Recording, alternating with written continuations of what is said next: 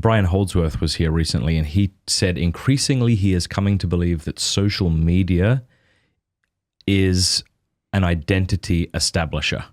Yes. So it's the way you find your identity by agreeing with certain positions and shaming other positions and things like this. Yeah, the algorithmic shift that happened maybe 10 years ago was huge. As you start to be able to unfollow people, and as the form, I'm old enough to remember when Facebook was just a place where you said you were going to have an apple.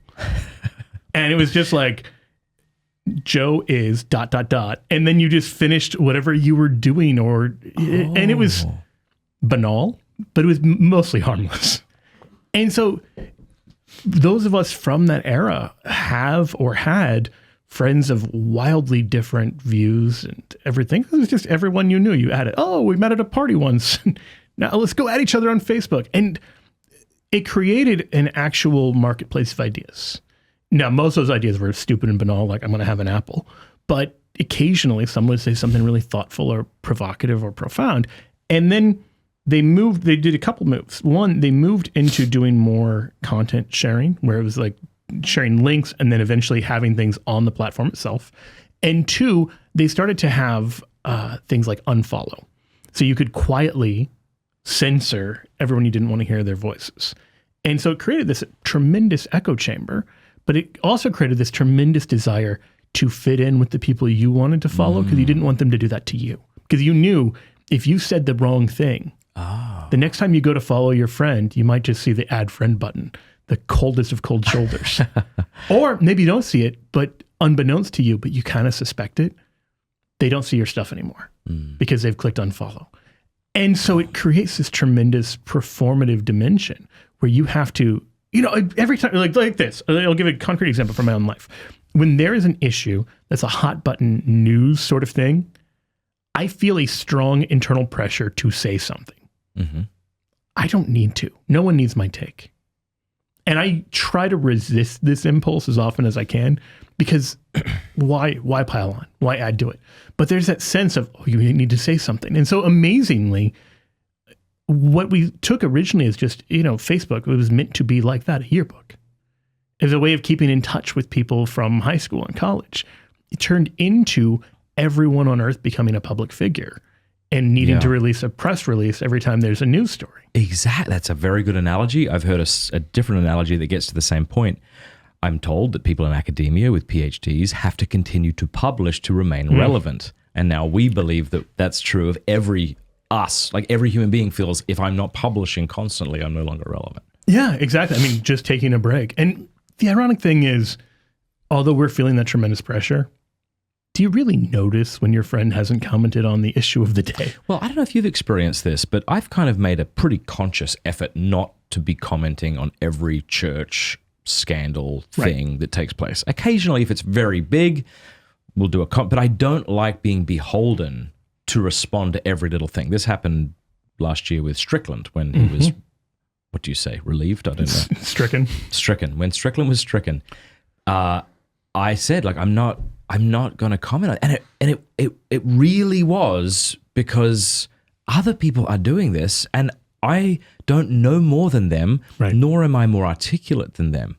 But see, people were saying, you've had him on your show. You deserve, we deserve you. No, you piss off. I'm not, nothing. I owe you nothing. Yeah. If you're my wife, my children, I owe you a lot. If you're my friends, I owe you stuff. But if you're a rando on the internet, I don't. And you might say, well, I disagree because I think the way that public personalities great. Then we have a different interpretation of what we should be doing. And then of course you may have, so that's the difference. It's not just you thinking, I have to give my hot take. It's others telling you we need you to. Yeah, which is just don't do that to people. I mean, it does not make the world better by getting everyone to add their hot take of the day. Because what are you really, why?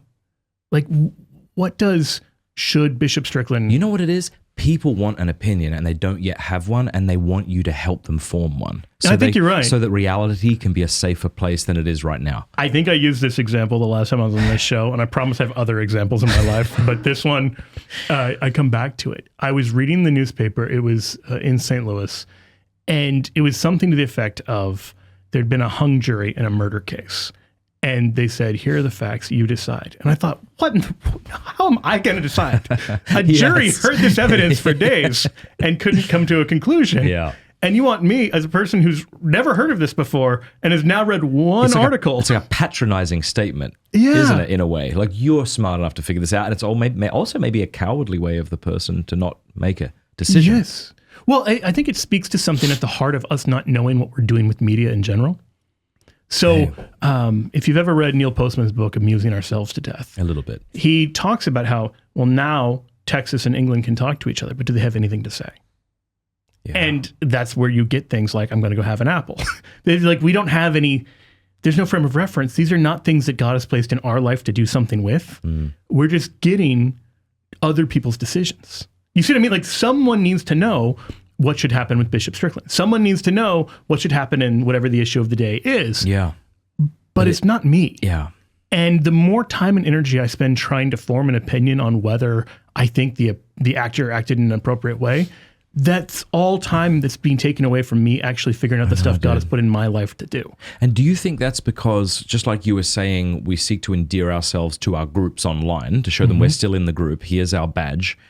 Do we then take that into our offline circles as well, where so it's like, gee, what happened with bloody Strickland? You know, you're like, I mean, yeah, it seems like, I think my response the few days after was something like, yeah, it looks really bad. It looks like there's a prejudice coming out of the Vatican where conservative bishops are kind of being stricken, but other people on the left side aren't. But I don't know. I don't know what he did. I don't know if anything happened that I don't know about.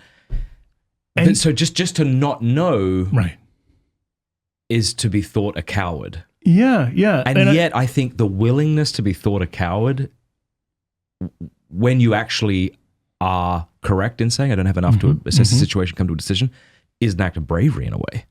To be willing to be open to attack. Yes, you are very brave. Is this where we're going? That is a low-key way of me saying I am the bravest. Aren't I the hero of this? Yes. Hey, thank you so much for watching. Before you go, do us a favor, leave a comment, let us know what you thought of the video, like, and subscribe.